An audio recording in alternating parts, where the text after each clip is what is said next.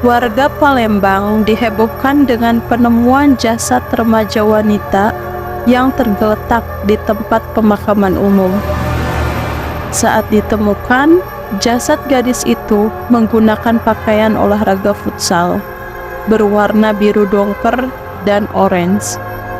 Terlihat di hidung dan mulutnya yang mengeluarkan buih, serta terdapat luka-luka lebam di wajahnya. Diduga dia merupakan korban pembunuhan. Berita penemuan jasad pun langsung menggegerkan warga setempat. Tak lama, banyak warga yang berkumpul di tempat penemuan mayat, dan salah satu di antara warga yang melihat ternyata ada yang mengenali sosok gadis malang tersebut. Diketahui bahwa gadis itu bernama Ayu Andriani, yang berusia 13 tahun, siswi kelas 2 SMP yang merupakan warga Pipa Rekayasa, Kecamatan Kemuning, Palembang. Rumahnya sekitar 600 meter dari tempat ditemukan jasadnya. Mendengar kabar kematian Ayu dan jasadnya ditemukan di pemakaman, sontak keluarganya tidak percaya begitu saja. Karena di jam 12 siang, sang ibu masih melihat Ayu ada di rumah dalam keadaan baik-baik saja. Dan tak lama, Ayu memang pergi, tapi dia tidak bilang mau pergi kemana. Saat dia pergi, keluarga juga tidak menaruh kecurigaan kepada Ayu. Karena Ayu dikenal dengan anak yang baik dan tidak pernah membuat masalah. Lantas apa yang sebenarnya terjadi kepada Ayu? Kenapa dia bisa meninggal dalam keadaan yang mengenaskan? Lalu siapakah orang yang tega menghabisi nyawanya? Langsung saja kita ke pembahasan.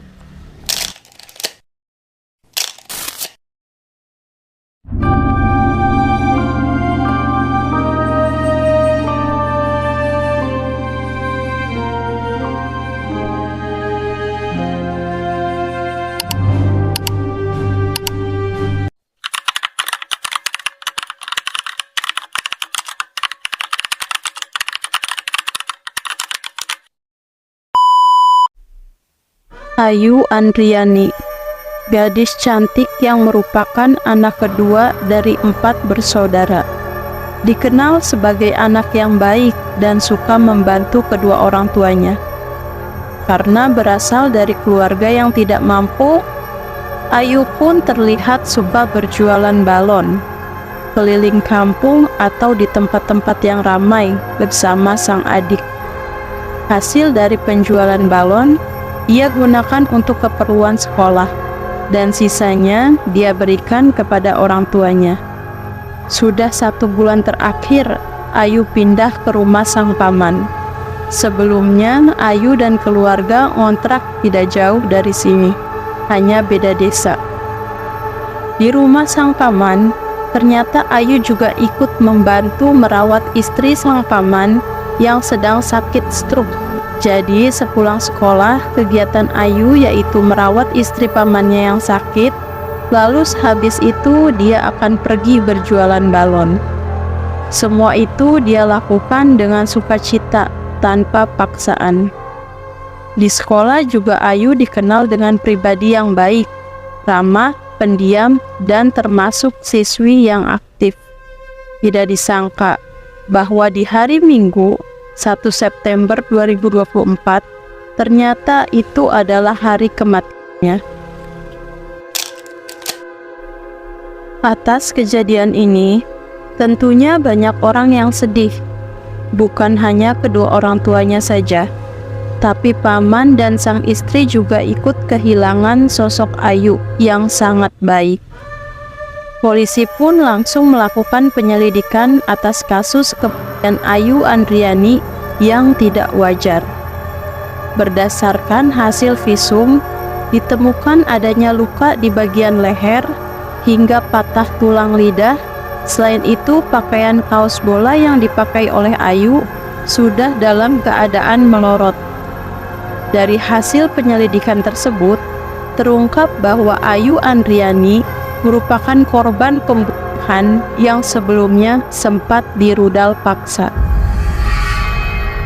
Tidak membutuhkan waktu lama, polisi pun langsung menangkap 4 pelaku pembunuhan Ayu Andriani. 4 pelaku tersebut yaitu Imam Satrio berinisial IS berusia 16 tahun yang merupakan pelaku utama.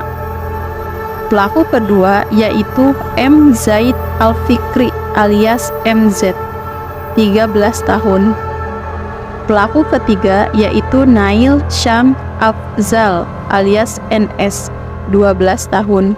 Dan yang terakhir adalah Agan Septiano Aditya alias AS 12 tahun. Kasus ini ternyata didalangi oleh IS yang merupakan teman dekat dari Ayu.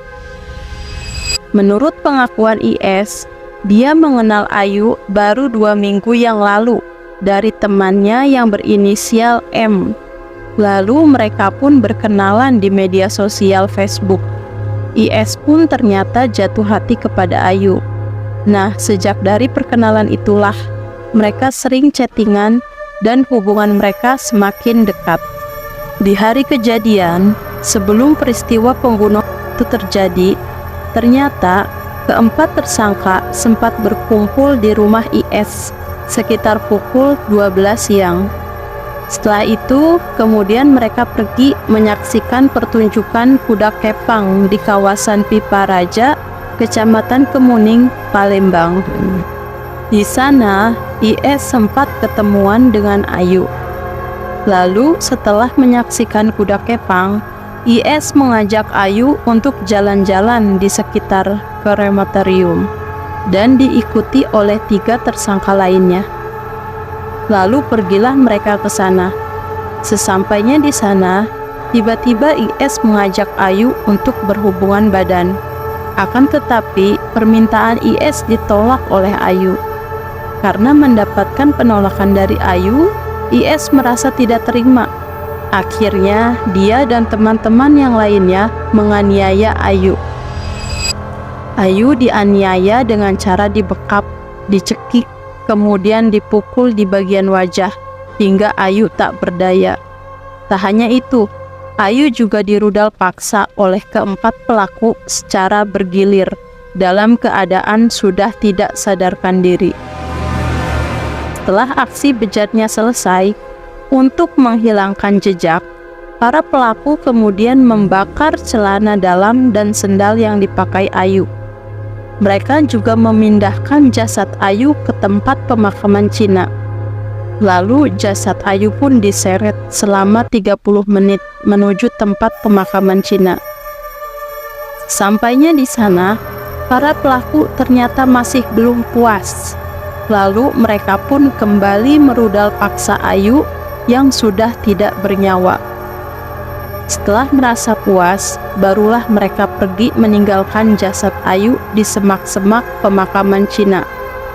Dan tak lama kemudian, setelah mereka pergi, ada warga yang menemukan jasad Ayu yang tergeletak di pemakaman, sudah tidak berdaya.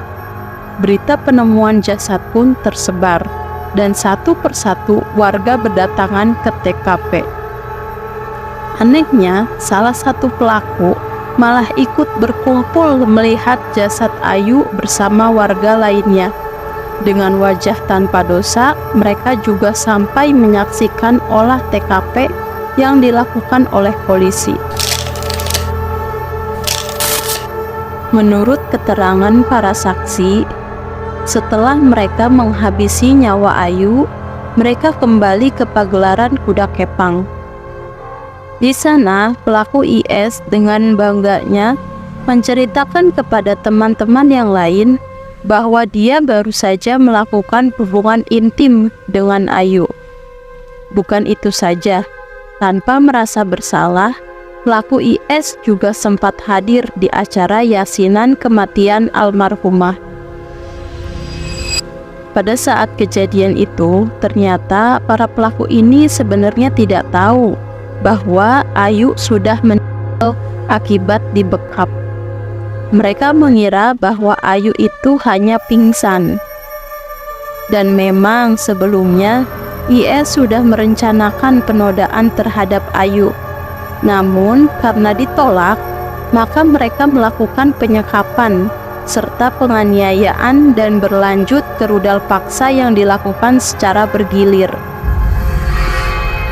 Di handphone milik pelaku IS juga polisi menemukan banyak film-film dewasa.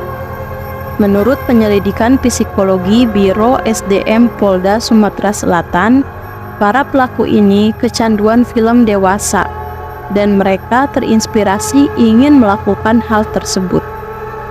Atas perbuatan yang sudah mereka lakukan, para pelaku ini dijerat dengan pasal penganiayaan dan pencabulan anak dengan ancaman hukuman maksimal 15 tahun penjara dan denda 3 miliar.